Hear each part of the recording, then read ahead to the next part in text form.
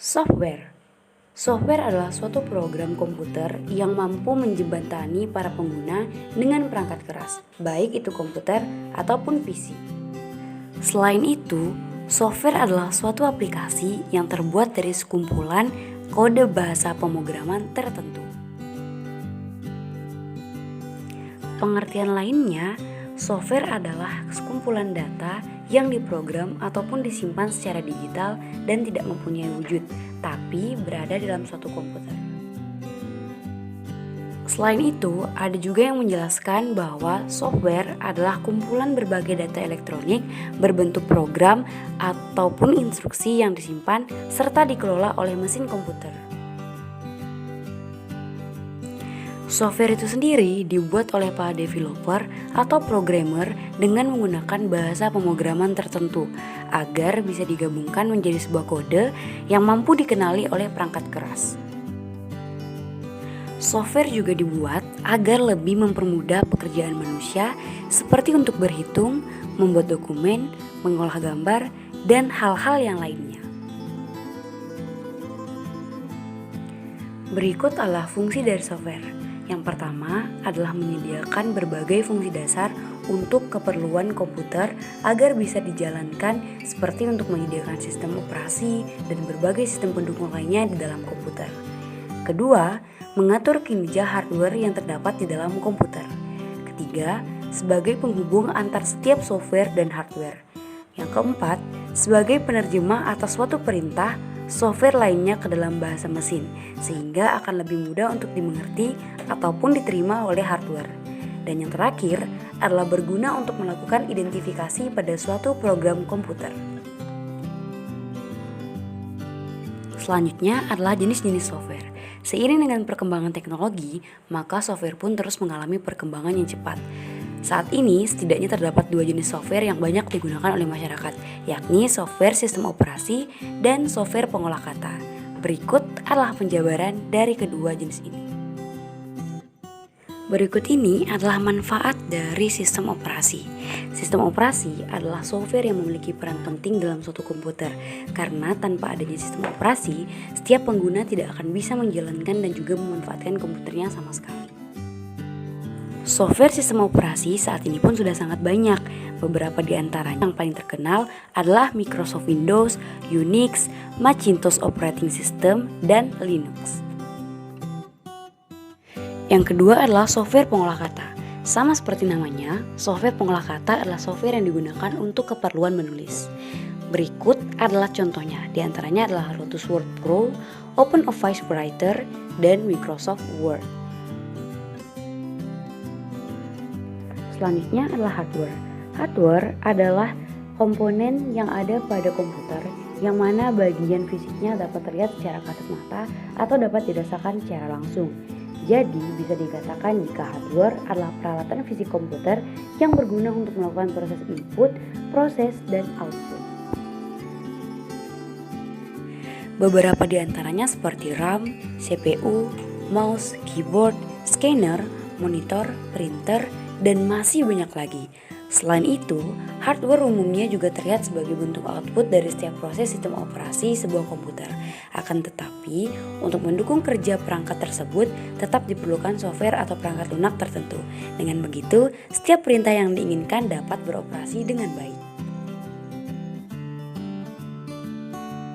Perkenalkan, nama saya Anissa Fakria dengan NIM D104 1211044. Saya akan melanjutkan pembahasan tentang hardware. Yang pertama, apa saja fungsi hardware atau perangkat keras komputer? Dari pengertian hardware yang sudah dijelaskan, dapat diketahui juga beberapa fungsi dari perangkat itu sendiri. Fungsi utama dalam hardware di sini meliputi banyak hal, yang diantaranya, fungsi yang pertama untuk mengolah data atau informasi. Beberapa jenis hardware yang memiliki fungsi untuk mengolah ataupun memproses data atau informasi. Fungsi yang kedua untuk menerima output, yaitu hardware yang mempunyai fungsi khusus dalam menerima input dari user. Dengan begitu, nantinya hardware akan memprosesnya menjadi informasi yang baru. Fungsi yang ketiga untuk memberi output. Apabila sudah terproses, hardware akan memberikan output lagi pada user. Seluruh output tersebut dapat dilihat oleh pengguna yang ditampilkan pada hardware khusus. Fungsi yang keempat untuk menyimpan informasi maupun data. Dalam hal ini, seluruh output yang dihasilkan oleh komputer bisa disimpan pada perangkat penyimpanan sekunder dari komputer. Kemudian, ada beberapa hardware yang dibedakan menurut fungsi atau kegunaannya. Yang pertama, hardware perangkat input. Hardware perangkat input merupakan salah satu jenis hardware yang berguna untuk memasukkan informasi maupun data. Contohnya ada mouse yang merupakan salah satu jenis hardware yang berfungsi untuk menggerakkan kursor yang ada di layar komputer. Yang kedua ada keyboard, yaitu jenis hardware yang berfungsi untuk membantu pengguna dalam memasukkan angka, simbol, dan huruf-huruf ke dalam komputer. Yang ketiga ada scanner, yang berfungsi mengubah dokumen dari hard copy menjadi soft copy. Kemudian ada perangkat output, yang merupakan jenis hardware yang berguna dalam menampilkan informasi dan mencetak hasil input data yang user lakukan. Contohnya ada monitor, yang merupakan komponen yang perlu dimiliki oleh setiap perusahaan dalam melakukan berbagai macam pekerjaan. Kemudian ada printer yang merupakan salah satu jenis hardware atau perangkat keras yang dapat digunakan dalam mencetak segala macam keperluan dokumen yang diinginkan. Selanjutnya ada proyektor LCD yang merupakan perangkat keras yang berguna untuk memudahkan dalam menampilkan video maupun gambar ke layar LCD dari komputer.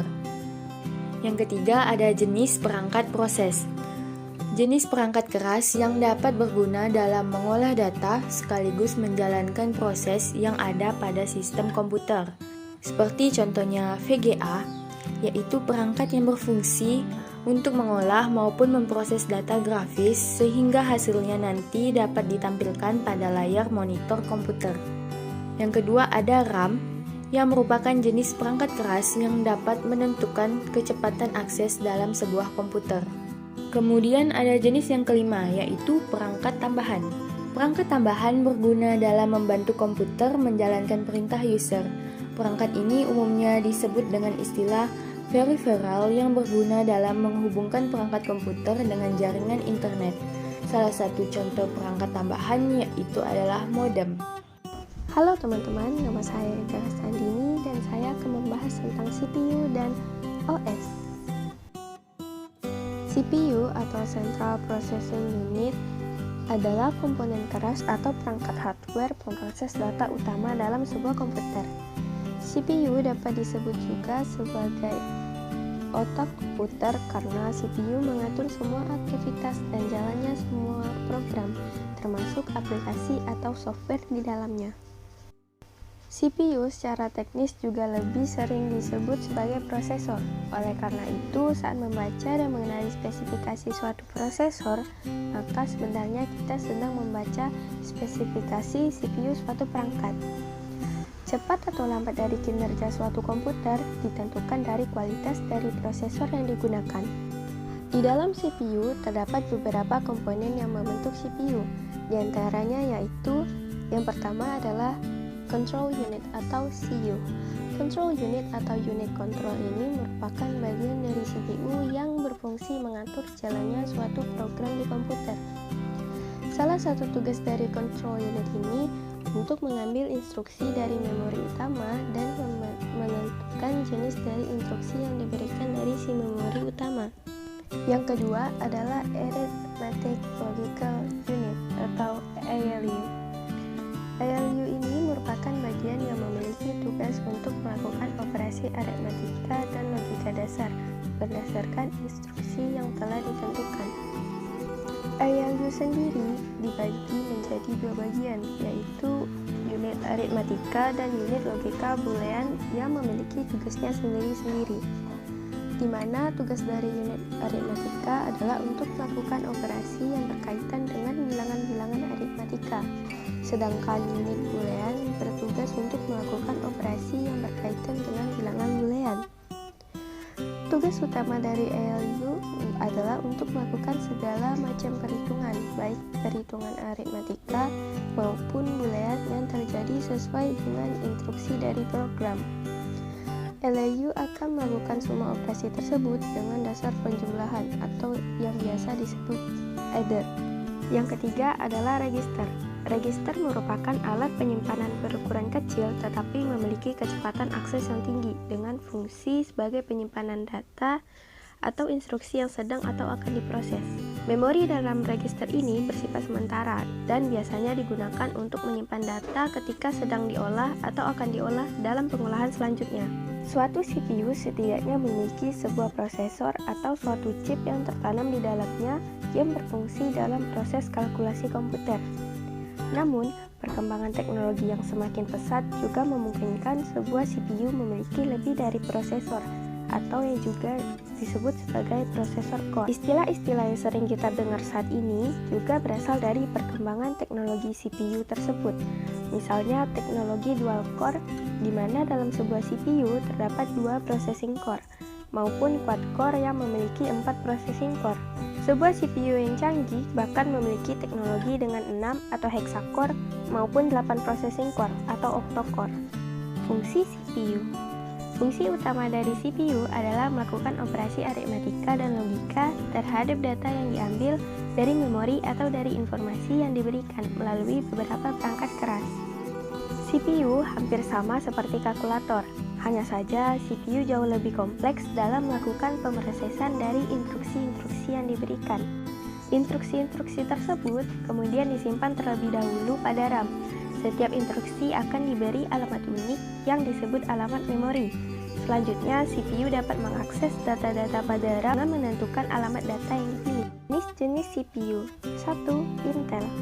Selain menawarkan harga yang relatif murah, Intel juga memberikan kualitas performa yang cukup baik yang bisa dipakai hingga bertahun-tahun lamanya di setiap produk keluarannya. Perusahaan yang didirikan di Amerika Serikat pada tahun 1968 itu telah memproduksi banyak sekali mikroprosesor hingga saat ini. Berikut adalah contoh produk Intel yang beredar di pasaran. 2. AMD atau Advanced Microprocessor. Popularitas dari AMD memang tidak terlalu populer bagi kalangan pengguna kantoran. Justru jenis CPU ini lebih dikenal bagi kalangan gamers atau beberapa pengguna komputer yang haus akan performa lebih. AMD sendiri merupakan perusahaan multinasional terbesar kedua setelah Intel yang berbasis pengembangan produk CPU untuk komputer. AMD sendiri mengadopsi arsitektur x86. Berikut adalah contoh produk AMD yang beredar di pasaran. 3. Apple Processor. CPU ini pada awalnya dikenal dengan nama Apple Computer Inc. Akan tetapi perusahaan CPU berlisensi Apple tersebut saat ini disebut Apple Inc. saja dengan alasan pasca peluncuran produk iPhone. Berikut adalah contoh produk Apple Inc. yang beredar di pasaran. Sistem operasi atau operating system. Sistem operasi adalah perangkat lunak sistem yang bertugas untuk melakukan kontrol dan manajemen perangkat keras serta operasi-operasi dasar sistem, termasuk menjalankan perangkat lunak aplikasi seperti program-program pengolah kata dan peramban macam-macam sistem operasi. 1. Linux. Linux adalah jenis sistem operasi open source yang kode programnya atau source code dapat dimodifikasi dan didistribusikan oleh siapa saja di seluruh dunia. Beberapa keuntungan Linux adalah gratis dan tersedia banyak varian Linux yang dapat dipilih sesuai keinginan. 2. Mac OS X. Mac OS adalah sistem operasi untuk komputer keluaran Apple yang biasa disebut Mac atau Macintosh. Sistem operasi yang terbaru adalah Mac OS X versi 10.15 or Catalina. 3. Microsoft Windows. Microsoft menciptakan sistem operasi Windows pada pertengahan tahun 1980-an. Sampai hari ini sudah terdapat banyak versi Windows, tetapi versi yang terbaru adalah Windows 11 yang dirilis pada tahun 2021. Windows sudah terpasang langsung pada komputer-komputer baru sehingga membuatnya menjadi sistem operasi yang populer. 4. Android. Android OS adalah OS utama untuk perangkat seluler Google seperti smartphone dan tablet. Android telah mendapatkan popularitas tinggi sejak dirilis dan kini Android OS makin dikenal dengan pembaruan dan fitur menariknya. 5. iOS. Apple iOS merupakan sistem operasi seluler dan digunakan secara eksklusif untuk iPhone. Sistem operasi iOS memiliki pembaruan rutin, perluasan baru ke perangkat lunak, dan menawarkan fitur baru bagi penggunanya. Fungsi sistem operasi: menjalankan operasi dasar, mengatur kerja hardware dan software, wadah program atau aplikasi, menyajikan tampilan, mengkoordinasi kerja perangkat komputer, mengoptimalkan fungsi perangkat komputer, mengawasi dan melindungi jalannya suatu fungsi program. Perkenalkan, nama saya Anissa Fakria. Saya akan membahas tentang jaringan komputer. Apa itu jaringan komputer? Jaringan komputer adalah himpunan interkoneksi sejumlah komputer. Jaringan komputer juga bisa dikatakan sebagai kumpulan beberapa komputer yang terhubung satu sama lain yang dapat berbagi resource. Komputer sendiri dikatakan berinterkoneksi apabila kedua komputer tersebut bisa berbagi resource seperti data sharing, printer sharing, storage, dan lain-lain. Kemudian ada sejarah jaringan komputer. Sejarah jaringan komputer bermula dari lahirnya konsep jaringan komputer pada tahun 1940-an di Amerika yang digagas oleh sebuah proyek pengembangan komputer model 1 di laboratorium Bell dari grup riset Universitas Harvard yang dipimpin oleh Profesor Howard Aiken. Pada mulanya, proyek tersebut hanyalah ingin memanfaatkan sebuah perangkat komputer yang harus dipakai bersama. Untuk mengerjakan berbagai proses tanpa banyak membuang waktu kosong, dibuatlah proses beruntun atau batch processing, sehingga beberapa program bisa dijalankan dalam sebuah komputer dengan kaidah antrian. Kemudian pada pertengahan tahun 1990, yang merupakan tahun yang paling bersejarah, ketika tim Berners-Lee merancang sebuah program penyunting dan penjelajah yang dapat menjelajahi komputer yang satu dengan yang lainnya dengan membentuk jaringan. Program inilah yang disebut Wiring-Wira-Wanwa atau World Wide Web. Kemudian ada klasifikasi jaringan komputer yang dibedakan berdasarkan beberapa tipe. Tipe yang pertama, klasifikasi jaringan komputer yang dibedakan berdasarkan geografis ataupun area. Yang pertama, ada jaringan area lokal atau Local Area Network atau yang biasa kita panggil dengan LAN. Jaringan area lokal ini merupakan jaringan milik pribadi di dalam sebuah gedung atau tempat yang berukuran sampai beberapa 1-10 km. LAN juga mempunyai kecepatan transfer yang cukup tinggi. Kemudian ada jaringan area metropolitan atau Metropolitan Area Network atau MAN. Jaringan area metropolitan ini merupakan perluasan jaringan LAN sehingga mencakup satu kota yang cukup luas, terdiri atas puluhan gedung yang berjarak 10-50 km. Kabel transmisi yang digunakan adalah kabel serat optik atau fiber optik. Kemudian ada jaringan area luas atau Wide Area Network atau WAN. Jaringan area luas ini merupakan jaringan antar kota, antar provinsi, antar negara, bahkan antar benua. Jaraknya bisa mencakup seluruh dunia. Media transmisi utama adalah komunikasi lewat satelit, tetapi banyak yang mengandalkan koneksi serat optik antar negara. Yang kedua, klasifikasi jaringan komputer berdasarkan fungsi-fungsinya. Yang pertama ada jaringan client server. Jaringan client server pada dasarnya ada satu komputer yang disiapkan menjadi peladen atau server dari komputer lainnya yang sebagai klien. Semua permintaan layanan sumber daya dari komputer klien harus dilewatkan ke komputer peladen. Komputer peladen ini yang akan mengatur pelayanannya. Yang kedua ada jaringan ujung ke ujung atau peer-to-peer. Jaringan ujung ke ujung ditunjukkan dengan komputer-komputer yang saling mendukung, sehingga setiap komputer dapat meminta pemakaian bersama sumber daya dari komputer yang lainnya, dan harus siap melayani permintaan dari komputer yang lainnya pula. Model jaringan ini biasanya hanya bisa diterapkan pada jumlah komputer yang tidak terlalu banyak, maksimum ada 25 komputer, karena komunikasi akan menjadi rumit dan macet bila mana komputer terlalu banyak. Kemudian ada klasifikasi jaringan komputer berdasarkan topologi jaringan. Yang pertama ada topologi bus. Apa itu topologi bus? Topologi bus adalah topologi jaringan yang lebih sederhana. Umumnya topologi jaringan ini dilakukan pada instalisasi jaringan berbasis kabel. Topologi bus memiliki beberapa kelebihan, di antaranya yaitu: pertama, penambahan klien atau workstation baru mudah dilakukan. Yang kedua, mudah digunakan dan sangat sederhana, dan biaya instalisasi murah karena kabel yang digunakan sedikit. Tetapi, topologi bus juga memiliki beberapa kekurangan, yaitu: yang pertama, sering terjadi tabrakan arus data. Yang kedua, proses pengiriman dan penerimaan data kurang efisien. Yang ketiga, topologi bus yang lama sulit untuk dikembangkan. Dan yang terakhir, jika ada masalah pada kabel, misalnya terputus, maka komputer workstation akan terganggu. Yang kedua, ada topologi bintang atau yang biasa disebut dengan topologi star, adalah topologi jaringan berbentuk bintang di mana umumnya menggunakan hub atau switch untuk koneksi antar klien. Topologi jaringan komputer ini paling sering digunakan saat ini karena memiliki banyak kelebihan. Beberapa kelebihan topologi bintang yaitu: jaringan topologi ini tetap berjalan baik meski salah satu komputer klien bermasalah.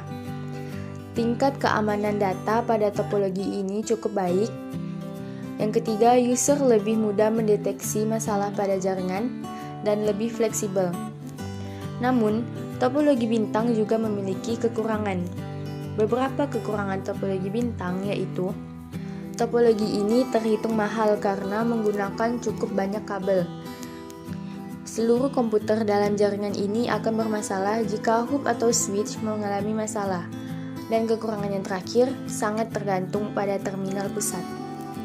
Yang ketiga, ada topologi cincin atau topologi ring, yang merupakan jenis topologi jaringan yang digunakan untuk menghubungkan sebuah komputer dengan komputer yang lainnya dalam sebuah rangkaian yang berbentuk melingkar seperti cincin. Umumnya, jenis topologi jaringan ini hanya menggunakan LAN card agar masing-masing komputer terkoneksi dengan baik.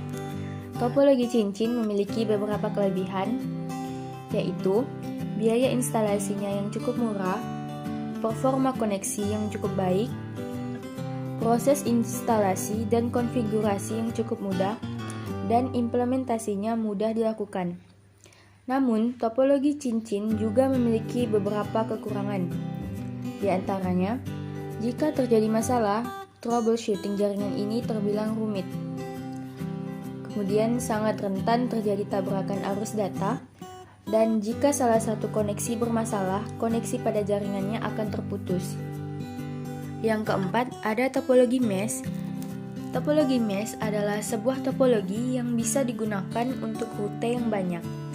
Jaringan topologi ini menggunakan kabel tunggal sehingga proses pengiriman data menjadi lebih cepat tanpa melalui hub atau switch. Beberapa kelebihan topologi mesh yaitu: bandwidth limitnya cukup besar. Yang kedua, security data pada topologi ini sangat baik dan tidak terjadi tabrakan arus data karena jalur pengiriman data sangat banyak.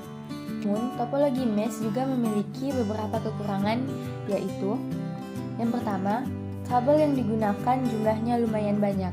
Karena menggunakan kabel yang cukup banyak, topologi mesh memiliki biaya instalasi yang tergolong sangat mahal.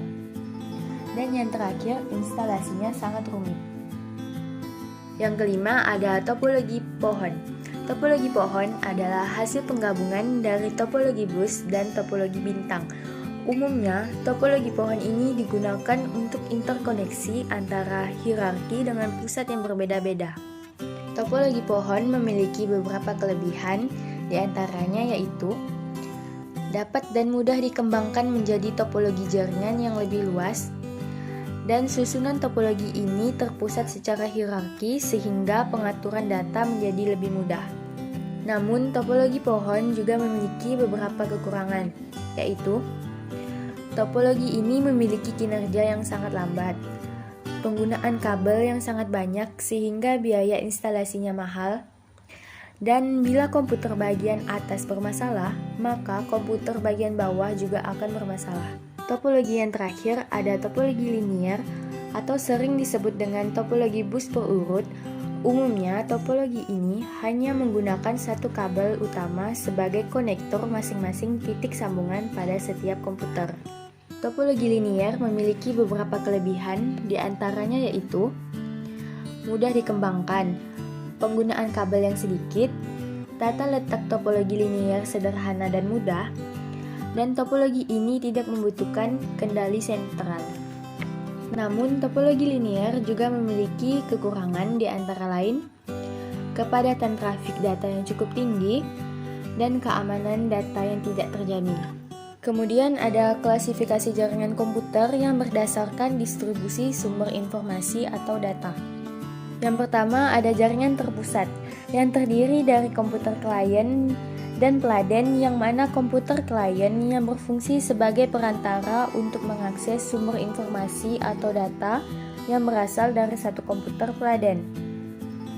Yang kedua, ada jaringan terdistribusi yang merupakan perpaduan beberapa jaringan terpusat sehingga terdapat beberapa komputer peladen yang saling berhubungan dengan klien membentuk sistem jaringan tertentu. Yang terakhir, ada klasifikasi jaringan komputer berdasarkan media transmisi data. Yang pertama ada jaringan berkabel atau wired network yang merupakan jaringan yang menghubungkan satu komputer dengan komputer lain dengan kabel jaringan. Kabel jaringan berfungsi untuk mengirim informasi dalam bentuk sinyal listrik antar komputer jaringan.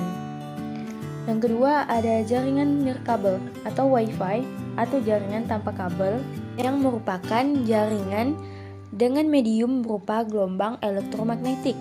Pada jaringan ini tidak diperlukan kabel untuk menghubungkan antar komputer karena menggunakan gelombang elektromagnetik yang akan mengirimkan sinyal informasi antar komputer jaringan.